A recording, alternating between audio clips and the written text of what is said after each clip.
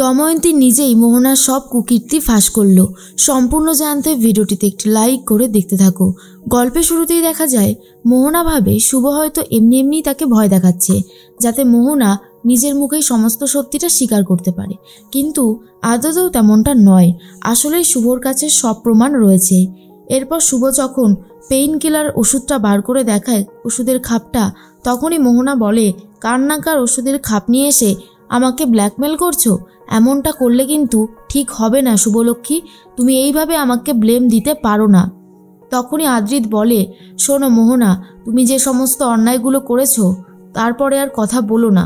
কেন এই অন্যায়গুলো করেছো বলো তো? কী লাভ পেয়েছো এই অন্যায়গুলো করে?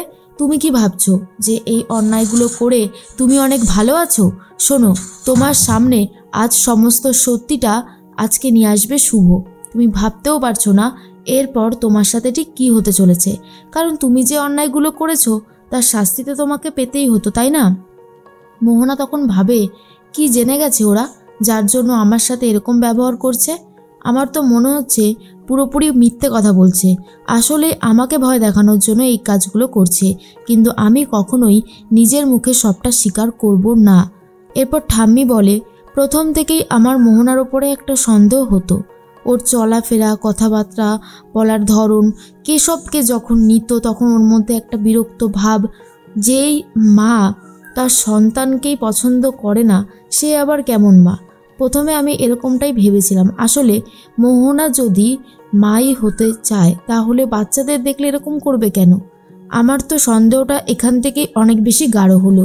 তারপর দেখলাম ও আনারস খেতে পছন্দ করছে, ও লাফালাফি ঝাপাঝাপি সবই করছে, কিন্তু ও যে মা হচ্ছে না সেটা আমার সাথে সাথে শুভরও ডাউট হতে শুরু করে। এরপর আমরা দুজন মিলে সিদ্ধান্ত নিই যে এর একটা ব্যবস্থা করতেই হবে। এরপর আস্তে আস্তে যত দিন যায় আদ্রিতের মনেও সন্দেহ হতে থাকে। আদ্রিতও ব্যাপারটা নিয়ে বুঝতে পারে। যেহেতু সেই সময় ওর স্মৃতি ছিল না, তাই ও বিশেষ কিছু মনে করতে পারছিলও না। এরপর আদ্রিতও ভাবে যে মোহনাকে নিয়ে একবার ডক্টরের কাছে যাবে। সেই সময় শুভ ধরা পড়ে যায় দাদুভাইয়ের কাছে। এরপর পুলকও বুঝতে পেরে যায়। আমরা সবাই মিলে প্ল্যান করি যেভাবেই হোক না কেন মোহনার বিরুদ্ধে গিয়ে সমস্ত সত্যিটা জোগাড় করতে হবে। সেবন্তী তখন বলে, পুলক তুমিও সবটা জানতে, তাহলে আমাকে কেন বলনি বলো তো? এটা কিন্তু তুমি একদমই ঠিক করনি। পুলক বলে, দেখো, ব্যাপারটা যদি আরও বেশি করে ছড়িয়ে যায় তাহলে অনেক সমস্যা আসতে পারে। হয়তো শুভ তার লক্ষ্যে পৌঁছতে পারল না, সেজন্য এই ব্যাপারটা বেশি কাউকে বলা হয়নি। তবে একটা ব্যাপার তো ঠিকই, যেটা হয়েছে সেটা ভালোই হয়েছে। শুভ ছদ্মবেশ নিয়ে মোহনার কুকীর্তি ফাঁস করতে পেরেছে, এটা খুব ভালো একটা কাজ হয়েছে। তখনই মোহনা বলে, পারবে না, তোমরা আমার সমস্ত কুকীর্তি ফাঁস করতে পারবে না। এদিকে শুভ তখন বলে, মোহনা তুমি এখনও সময় আছে, সত্যিটা নিজের মুখেই বলে দাও, না হলে এরপর যখন আমি সত্যিটা স্বীকার করব তখন কিন্তু তুমি আর পার পাবে না। মোহনা বলে, আমি কোনো সত্যি স্বীকার করব না। এরপর শুভ বলতে শুরু করে ঠিক কী হয়েছিল। শুভ চলে গিয়েছিল ডাক্তার দময়ন্তীর কাছে। সেখানে গিয়ে দময়ন্তীকে রীতিমতো ভয় দেখিয়েছিল আর বলেছিল যে এক্ষুনি পুলিশ আসবে আর তোমার লাইসেন্স বাতিল করে দেবে, কারণ যে প্রেগনেন্ট না তাকে তুমি প্রেগনেন্ট বলে চালিয়ে দিয়েছো আর একজনের সংসার ভেঙেছো, তাই তোমার বিরুদ্ধে কড়া স্টেপ নেওয়া হবে। এরপর দময়ন্তী ভয় পেয়ে যায় আর তবুও স্বীকার করতে চায় না আর বলে, মোহনা প্রেগনেন্ট, আপনি এসব কি করে জানলেন? শুভ তখন বলে, কারণ আপনি যার ঘর ভেঙেছেন সে হলাম আমি, শুভলক্ষ্মী, তাই আপনাকে কোনো ছাড়াছাড়ি হবে না। এরপর ফোনে পুলিশের গাড়ির সাউন্ড চালিয়ে দেয়। পুলিশ আসছে ভেবে ভয় পেয়ে গেছে দময়ন্তী। আর তারপরেই শুভর পায়ে ধরে বলে, আমাকে ক্ষমা করে দিন, দয়া করে আমাকে পুলিশের হাতে তুলে দেবেন না। আমি আর কখনোই এরকম অন্যায় করব না। সত্যি আমার বিরাট বড় ভুল হয়ে গেছে, দয়া করে আমাকে ক্ষমা করে দিন। যা যা বলছে সবটাই শুভ ফোনের মধ্যে রেকর্ড করে নেয়, যাতে পরবর্তী সময়ে এগুলো শোনাতে পারে সবাইকে। এরপর সে স্বীকার করে মোহনার কথাতেই সে এত বড় একটা খারাপ কাজ করতে রাজি হয়েছে, না হলে সে কখনোই এরকম কাজ করতো না। মোহনা জোর করে বলেছিল সে আদিকে অনেক ভালোবাসে, শুভকে তাড়ানোর একটা মাত্র উপায় রয়েছে, তাই এই কাজটাই আমাকে করতে বলেছিল। এর মধ্যেই শুভ সেই অডিও ক্লিপটাই সবার সামনে চালিয়ে দেয়, আর মোহনার কুকীর্তি সবার সামনে এমনিতেই ফাঁস হয়ে যায়, প্রমাণ সমেত।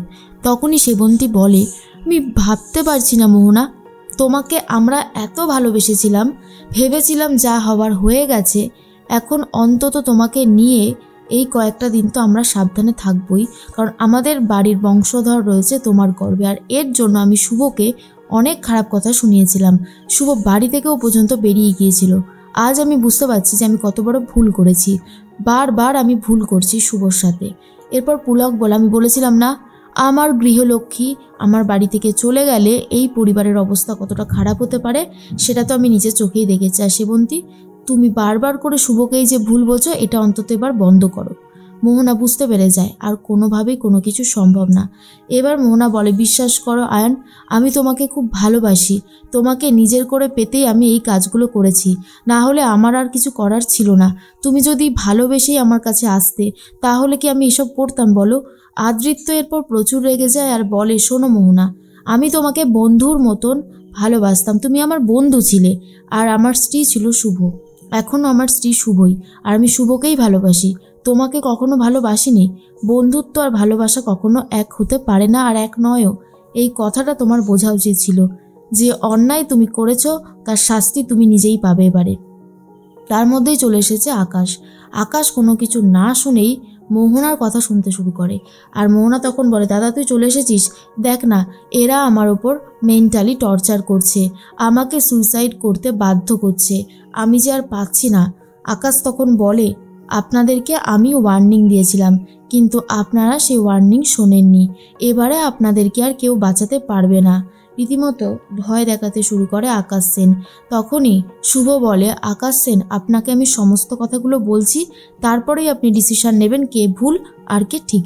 কিন্তু আকাশ সেটা শোনার মতন ধৈর্যই রাখে না, আর ডিরেক্ট আদ্রিতকে মারতে চায়।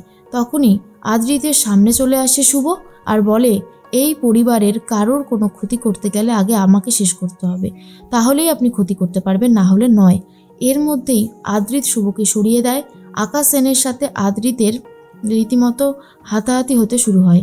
এর মধ্যেই ভয় পেয়ে যায় শুভ। শুভ আদ্রিতকে বাঁচানোর চেষ্টা করে, আকাশ সেনকে বোঝানোর চেষ্টা করে, কিন্তু আকাশ সেন বুঝতেই চায় না। আর তখনই একটা গুলির শব্দ শোনা যায়, আর যেটার পরে শুভ মাটিতে লুটিয়ে পড়ে।